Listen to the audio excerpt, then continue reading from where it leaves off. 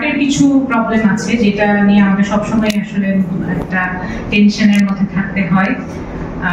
Epilepsy তো আছেই, যখন তখন প্রবলেম হয়।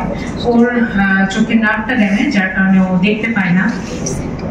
আর অনেক চ্যালেঞ্জেস আছে, বাট আপনারা হয়তো বা দেখেন ওকে খুব মানে কি বলবো, যে ওকে দেখলে মনে হয় যে ওই ধরনের কোনো কিছুর মধ্যেই নাই, ওর লাইফটা খুব ইজি। বাট নো, ভিতরে অনেক ধরনের প্রবলেম আছে।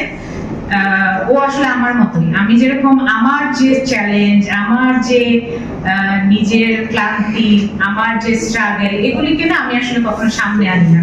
আমি এগুলি নিয়ে কথা বলি না। কেন কথা বলি না? সেটাতে একটা মানে গ্যাপও হয়। মানুষ ভাবে যে আচ্ছা ওনার লাইফে কোনো চ্যালেঞ্জই নাই, উনি তো খুব শান্তিতে আছে, খুব চিল আছে, খুব মানসিক প্রশান্তিতে আছে। আমি আসলে এরকম থাকতে পছন্দ করি। বাট চ্যালেঞ্জ কিন্তু সবার মধ্যেই আছে। আমার লাইফে অনেক বেশি স্ট্রাগল আছে। আমার সাথে যারা পার্সোনালি কানেক্টেড তারা জানে যে আমার বাসার প্রত্যেকটা জায়গায় আমার চ্যালেঞ্জ আছে। তারপরে আমার কাছে মনে হয়েছে যেহেতু আমার প্রত্যেকটা জায়গায় চ্যালেঞ্জ আছে, এই চ্যালেঞ্জটাকে আমি কিভাবে শক্তি বানিয়ে ওই চ্যালেঞ্জটা মোকাবেলার চেষ্টা করব। কারণ ওই চ্যালেঞ্জের জন্যই আমার মনে হয় যে আমার পরে আমার সন্তানের কেউ নাই।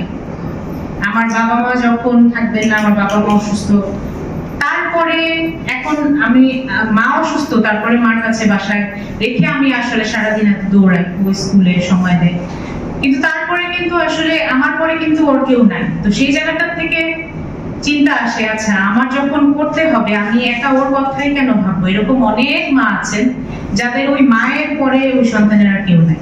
আবার এরকম অনেক বাবাকে আমি দেখেছি, শুধুমাত্র বাবা আছেন, তারপরে ওই বাচ্চাটার আর কেউ নেই, মা তো নাই। তো সেই জায়গা থেকে আমার মনে হয়েছে যে আমি আসলে এই জায়গাটায় কথা বলি না এটার জন্য, কারণ কথা বলতে গেলে আমি এই জায়গায় ভাষা খুঁজে পাই না, এটা হচ্ছে কথা। তো এই জায়গাগুলোকে দূরে রাখতে চাই, আমি সবসময় ভুলে থাকতে চাই। আর ভুলে থাকার জন্যই আমি আসলে নিজেকে সারাদিন কাজে ব্যস্ত রাখতে চাই। এটার জন্য আমি অনেক কাজ করি। আমাকে আজকে কয়েকজন প্রশ্ন করেছেন যে আপু এত এনার্জি পান কোথা থেকে? বেসিক্যালি আমি এনার্জি পাই না, আমার মনে হয় যে আমি নিজেকে লুকানোর চেষ্টা করি কোনো না কোনো ভাবে, কাজ করি, মানে নিজেকে ব্যস্ত রাখার চেষ্টা করি এই জায়গাগুলি ভুলে থাকার জন্য। তাহলে আমি ভালো থাকি, মানে আমি সুস্থ থাকি।